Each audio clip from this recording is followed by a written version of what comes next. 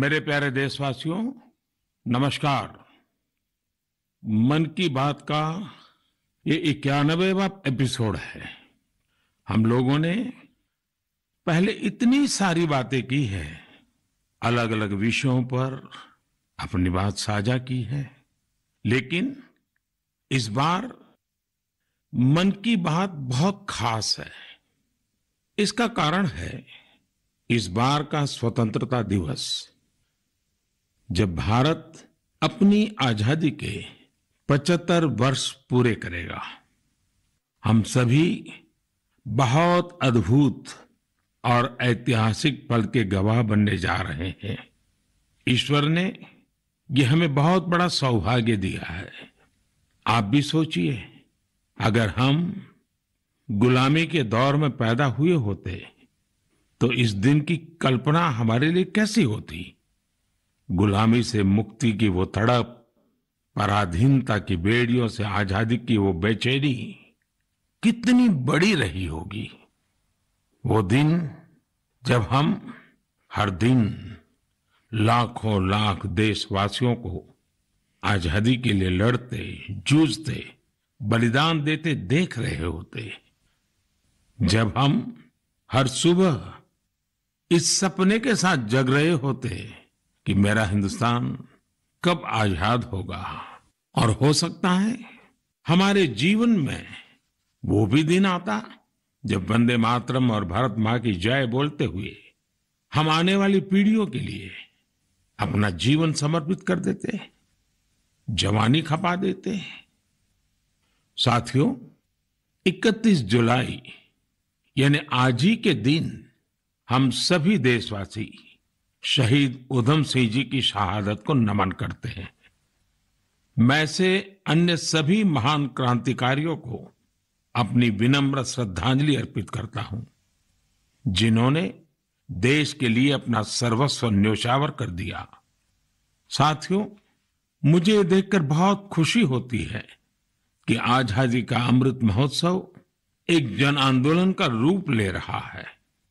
सभी क्षेत्रों और समाज के हर वर्ग के लोग इससे जुड़े अलग अलग कार्यक्रमों में हिस्सा ले रहे हैं। ऐसे ही एक कार्यक्रम इस महीने की शुरुआत में मेघालय में हुआ। मेघालय के बहादुर योद्धा यू टिरोत सिंह जी की पुण्यतिथि पर लोगों ने उन्हें याद किया। टिरोत सिंह जी ने खासी हिल्स पर नियंत्रण करने और वहां की संस्कृति पर प्रहार करने की अंग्रेजों की साजिश का जमकर विरोध किया था। इस कार्यक्रम में बहुत सारे कलाकारों ने सुंदर प्रस्तुतियां दी, इतिहास को जिंदा कर दिया। इसमें एक कार्निवल का आयोजन भी किया गया, जिसमें मेघालय की महान संस्कृति को बड़े ही खूबसूरत तरीके से दर्शाया गया। अब से कुछ हफ्ते पहले कर्नाटका में अमृता भारती कन्नडार्थी नाम का एक अनूठा अभियान भी चलाया गया। इसमें राज्य की 75 जगहों पर आजादी के अमृत महोत्सव से जुड़े बड़े भव्य कार्यक्रम आयोजित किए गए। इनमें कर्नाटका के महान स्वतंत्रता सेनानियों को याद करने के साथ ही स्थानीय साहित्यिक उपलब्धियों को भी सामने लाने की कोशिश की गई। साथियों, इसी जुलाई में एक बहुत ही रोचक प्रयास हुआ है, जिसका नाम है आजादी की रेलगाड़ी और रेलवे स्टेशन। इस प्रयास का लक्ष्य है कि लोग आजादी की लड़ाई में भारतीय रेल की भूमिका को जाने। देश में अनेक ऐसे रेलवे स्टेशन हैं जो स्वतंत्रता आंदोलन के इतिहास से जुड़े हैं। आप भी इन रेलवे स्टेशनों के बारे में जानकर हैरान होंगे। झारखंड के गोमो जंक्शन को अब आधिकारिक रूप से नेताजी सुभाष चंद्र बोस जंक्शन गोमो के नाम से जाना जाता है। जानते हैं क्यों? दरअसल इसी स्टेशन पर कालका मेल में सवार होकर नेताजी सुभाष ब्रिटिश अफसरों को चकमा देने में सफल रहे थे। आप सभी ने लखनऊ के पास काकोरी रेलवे स्टेशन का नाम भी जरूर सुना होगा। इस स्टेशन के साथ राम प्रसाद बिस्मिल और अशफाक उल्लाह खान जैसे जाबाजों का नाम जुड़ा है। यहां ट्रेन से जा रहे अंग्रेजों के खजाने को लूटकर वीर क्रांतिकारियों ने अंग्रेजों को अपनी ताकत का परिचय करा दिया था।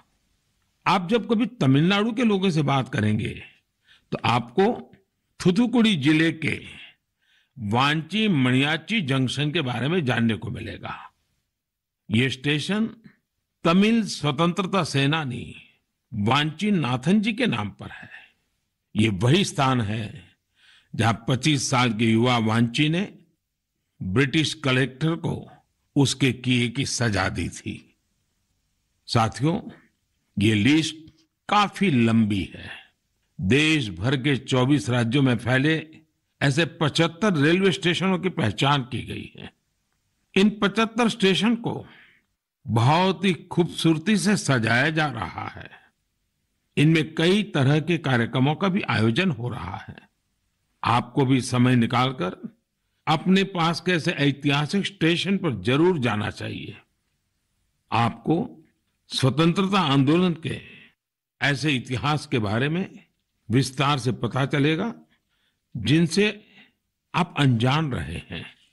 मैं आसपास के स्कूल के विद्यार्थियों से आग्रह करूंगा, टीचर से आग्रह करूंगा कि अपने स्कूल के छोटे छोटे बच्चों को लेकर के जरूर स्टेशन पे जाएं और पूरा घटनाक्रम उन बच्चों को सुनाएं, समझाएं।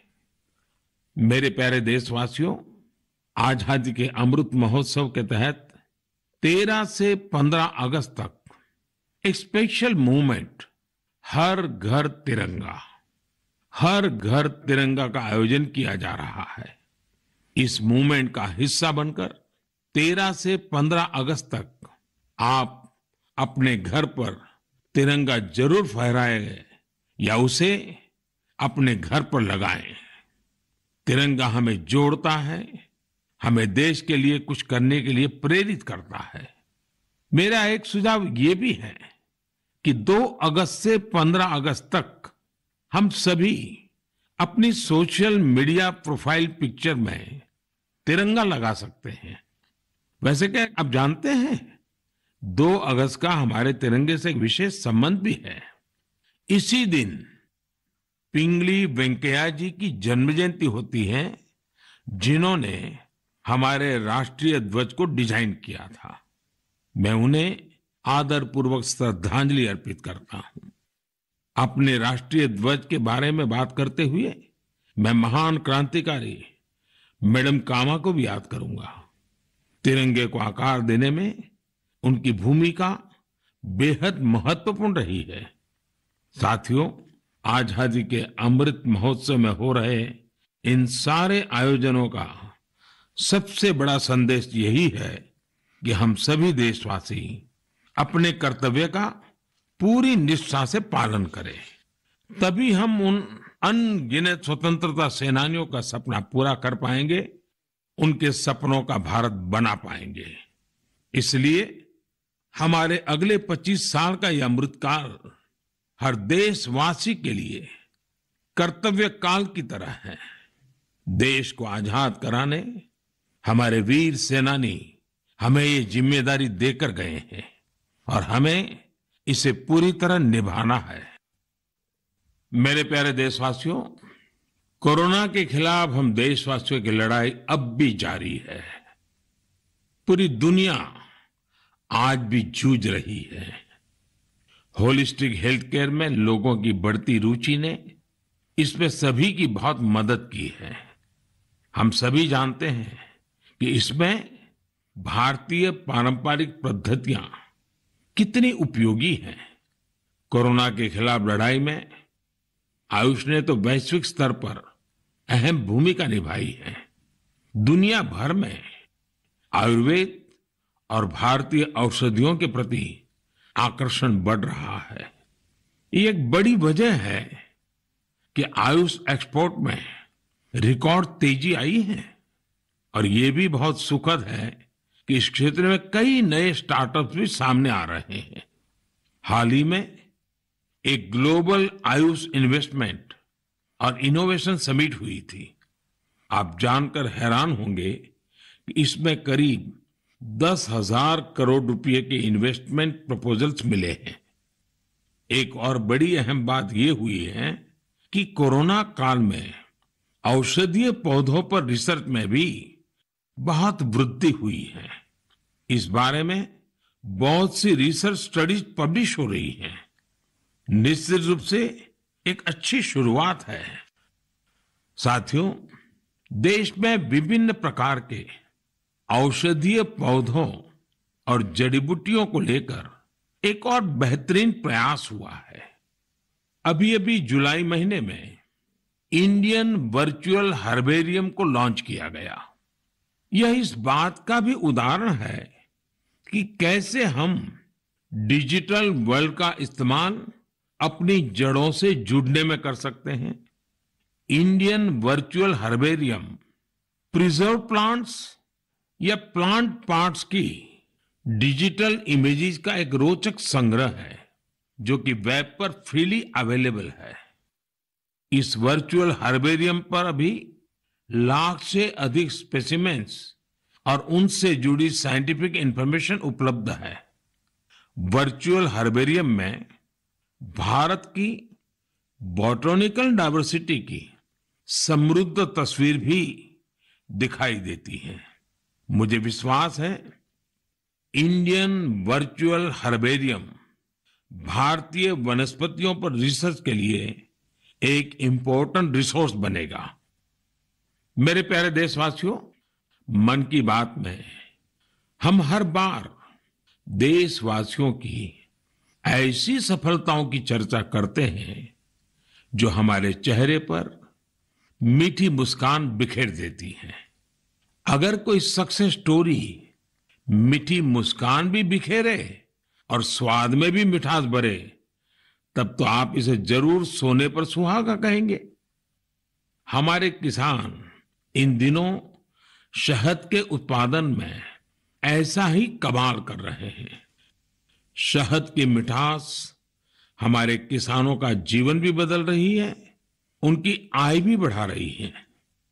हरियाणा में यमुनानगर में एक मधुमक्खी पालक साथी रहते हैं, सुभाष कंबोज जी। सुभाष जी ने वैज्ञानिक तरीके से मधुमक्खी पालन का प्रशिक्षण लिया। इसके बाद उन्होंने केवल 6 बॉक्स के साथ अपना काम शुरू किया था। आज वो करीब 2000 बॉक्सेस में मधुमक्खी पालन कर रहे हैं। उनका शहद कई राज्यों में सप्लाई होता है।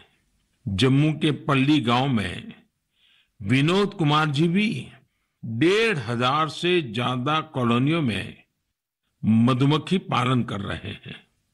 उन्होंने पिछले साल रानी मक्खी पालन का प्रशिक्षण लिया है। इस काम से वो सालाना 15 से 20 लाख रुपए कमा रहे हैं।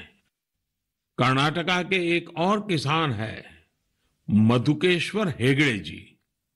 मधुकेश्वर जी ने बताया कि उन्होंने भारत सरकार से 50 मधुमक्खी कॉलोनियों के लिए सब्सिडी ली थी। आज उनके पास 800 से ज्यादा कॉलोनियां हैं और वो कई टन शहद बेचते हैं।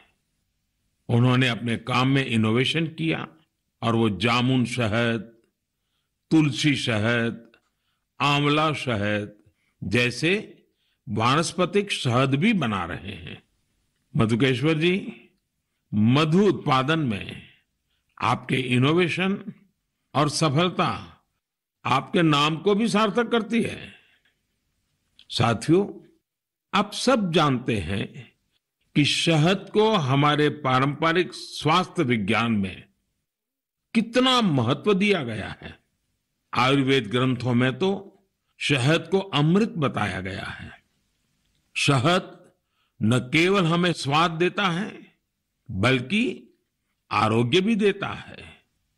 शहद उत्पादन में आज इतनी अधिक संभावनाएं हैं कि प्रोफेशनल पढ़ाई करने वाले युवा भी इसे अपना स्वरोजगार बना रहे हैं। ऐसे ही एक युवा है यूपी में गोरखपुर के निमित सिंह। निमित जी ने बीटेक किया है। उनके पिता भी डॉक्टर हैं, लेकिन पढ़ाई के बाद नौकरी की जगह निमित जी ने स्वरोजगार का फैसला लिया। उन्होंने शहद उत्पादन का काम शुरू किया। क्वालिटी चेक के लिए लखनऊ में अपनी एक लैब भी बनवाई। निमित जी अब शहद और बी वैक्स से अच्छी कमाई कर रहे हैं और अलग अलग राज्यों में जाकर किसानों को प्रशिक्षित भी कर रहे हैं। ऐसे युवाओं की मेहनत से ही आज देश इतना बड़ा शहद उत्पादक बन रहा है। आपको जानकर खुशी होगी कि देश से शहद का निर्यात भी बढ़ गया है। देश ने national beekeeping and honey mission जैसे अभियान चलाए। किसानों ने पूरा परिश्रम किया और हमारे शहद की मिठास दुनिया तक पहुंचने लगी। अभी इस क्षेत्र में और भी बड़ी संभावनाएं मौजूद है। मैं चाहूंगा कि हमारे युवा इन अवसरों से जुड़कर उनका लाभ लें और नई संभावनाओं को साकार करें। मेरे प्यारे देशवासियों, मुझे हिमाचल प्रदेश से मन की बात के एक श्रोता श्रीमान आशीष बहल जी का एक पत्र मिला है।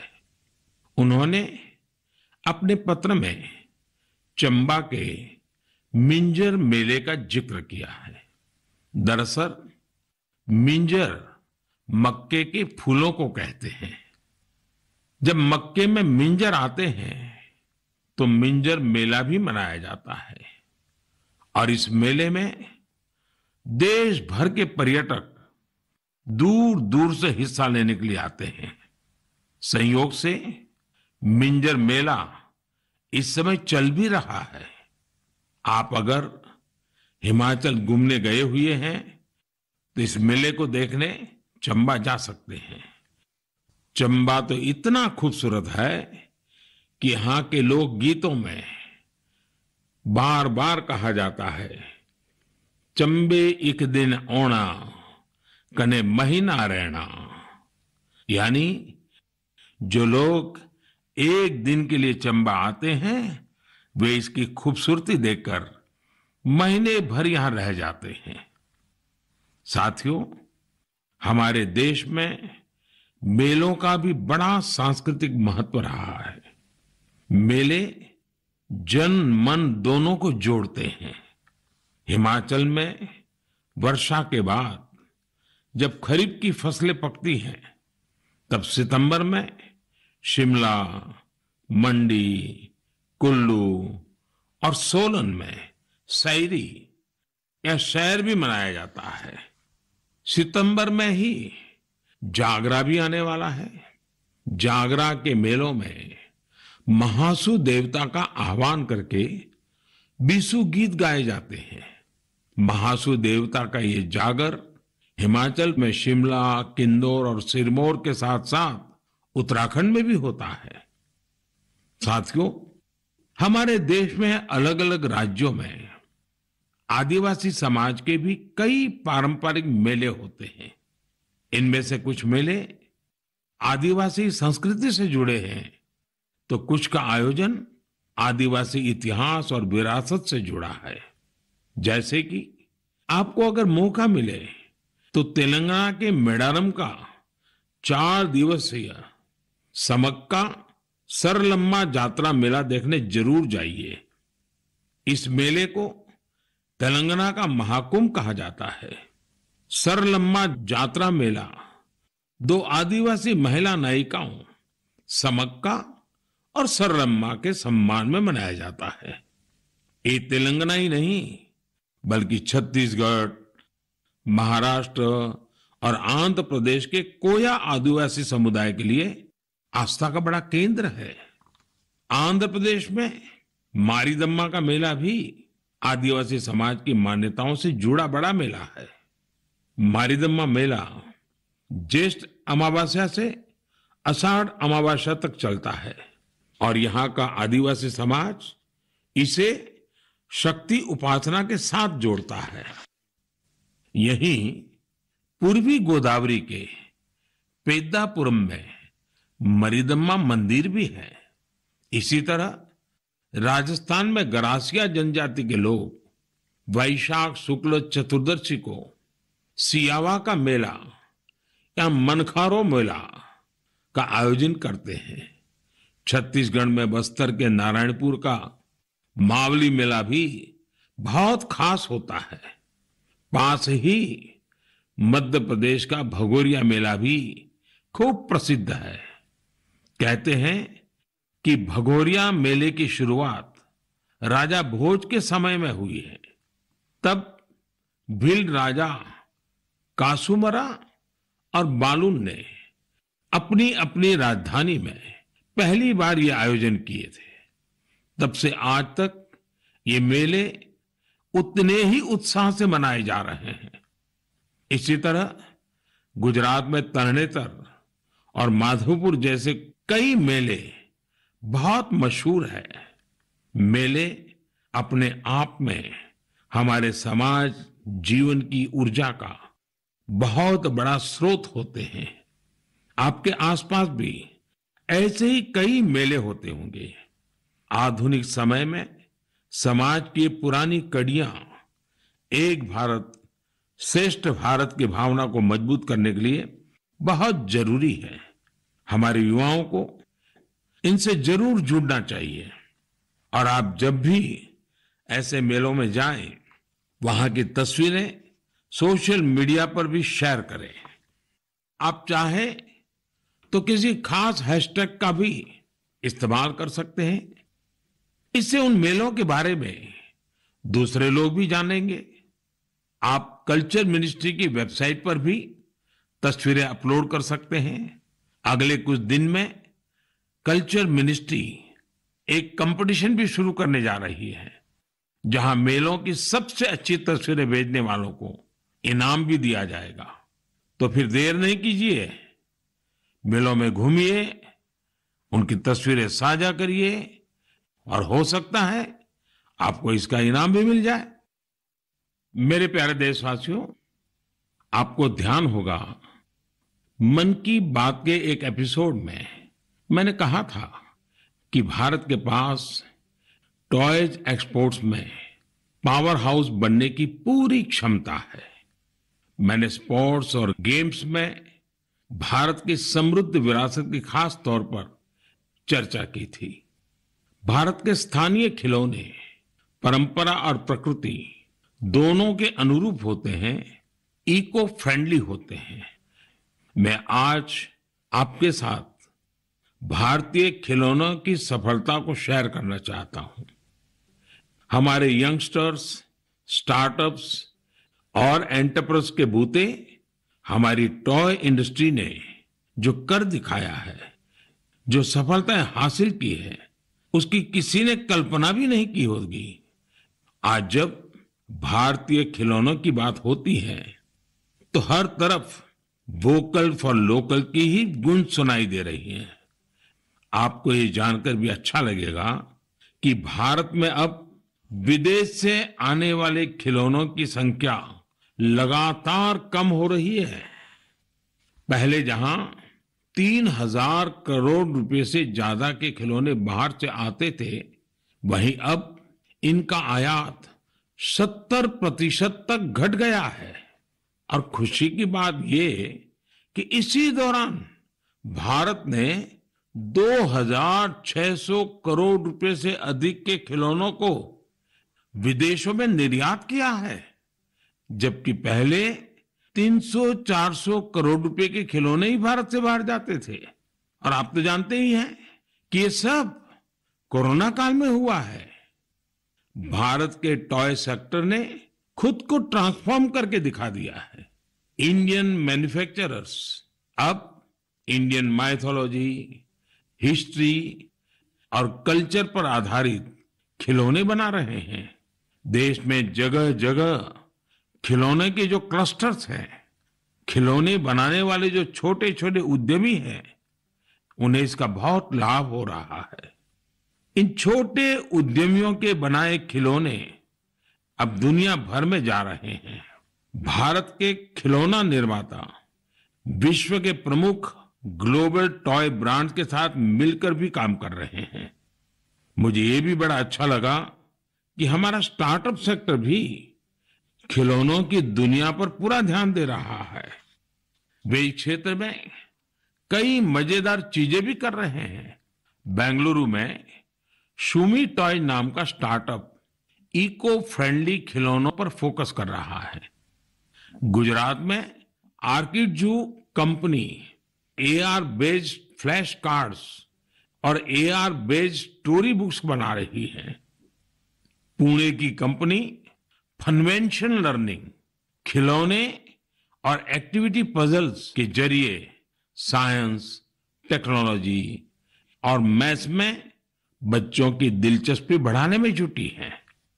मैं खिलौनों की दुनिया में शानदार काम कर रहे ऐसे सभी मैन्युफैक्चरर्स को, स्टार्टअप्स को बहुत बहुत बधाई देता हूं। आइए हम सब मिलकर भारतीय खिलौनों को दुनिया भर में और अधिक लोकप्रिय बनाएं। इसके साथ ही मैं अभिभावकों से भी आग्रह करना चाहूंगा कि वे अधिक से अधिक भारतीय खिलौने, पजल्स और गेम्स खरीदें। साथियों, क्लासरूम हो या खेल का मैदान, आज हमारे युवा हर क्षेत्र में देश को गौरवान्वित कर रहे हैं। इसी महीने पीवी सिंधु ने सिंगापुर ओपन का अपना पहला खिताब जीता है। नीरज चोपड़ा ने भी अपने बेहतरीन प्रदर्शन को जारी रखते हुए वर्ल्ड एथलेटिक चैंपियनशिप में देश के लिए सिल्वर मेडल जीता है। आयरलैंड पैरा बैडमिंटन इंटरनेशनल में भी हमारे खिलाड़ियों ने 11 पदक जीतकर देश का मान बढ़ाया है। रोम में हुए वर्ल्ड कैडेट रेसलिंग चैंपियनशिप में भी भारतीय खिलाड़ियों ने बेहतरीन प्रदर्शन किया। हमारे एथलीट सूरज ने तो ग्रेको रोमन इवेंट में कमाल ही कर दिया। उन्होंने 32 साल के लंबे अंतराल के बाद इस इवेंट में रेसलिंग का गोल्ड मेडल जीता है। खिलाड़ियों के लिए तो यह पूरा महीना ही एक्शन से भरपूर रहा है। चेन्नई में 44वें चेस ओलंपियाड की मेजबानी करना भी भारत के लिए बड़े ही सम्मान की बात है। 28 जुलाई को ही इस टूर्नामेंट का शुभारंभ हुआ है और मुझे इसकी ओपनिंग सेरेमनी में शामिल होने का सौभाग्य मिला। उसी दिन यूके में कॉमनवेल्थ गेम्स की भी शुरुआत हुई। युवा जोश से भरा भारतीय दल वहां देश को रिप्रेजेंट कर रहा है। मैं सभी खिलाड़ियों और एथलीट्स को देशवासियों की ओर से शुभकामनाएं देता हूं। मुझे इस बात की भी खुशी है कि Bharat FIFA under 17 women's world cup उसकी भी मेजबानी करने जा रहा है। यह टूर्नामेंट अक्टूबर के आसपास होगा, जो खेलों के प्रति देश की बेटियों का उत्साह बढ़ाएगा। साथियों, कुछ दिन पहले ही देश भर में 10वीं और 12वीं कक्षा के परिणाम भी घोषित हुए हैं। मैं उन सभी स्टूडेंट्स को बधाई देता हूं जिन्होंने अपने कठिन परिश्रम और लगन से सफलता अर्जित की है। महामारी के चलते पिछले 2 साल बेहद चुनौतीपूर्ण रहे हैं। इन परिस्थितियों में भी हमारे युवाओं ने जिस साहस और संयम का परिचय दिया, वह अत्यंत सराहनीय है। मैं सभी के सुनहरे भविष्य की कामना करता हूं। मेरे प्यारे देशवासियों, आज हमने आजादी के 75 साल पर देश की यात्रा के साथ अपनी चर्चा शुरू की थी। अगली बार जब हम मिलेंगे तब हमारे अगले 25 साल की यात्रा भी शुरू हो चुकी होगी। अपने घर और अपनों के घर पर हमारा प्यारा तिरंगा फहरे, इसके लिए हम सबको जुटना है। आपने इस बार स्वतंत्रता दिवस को कैसे मनाया? क्या कुछ खास किया? ये भी मुझसे जरूर साझा करिएगा। अगली बार हम अपने इस अमृत पर्व के अलग अलग रंगों पर फिर से बात करेंगे। तब तक के लिए मुझे आज्ञा दीजिए। बहुत बहुत धन्यवाद।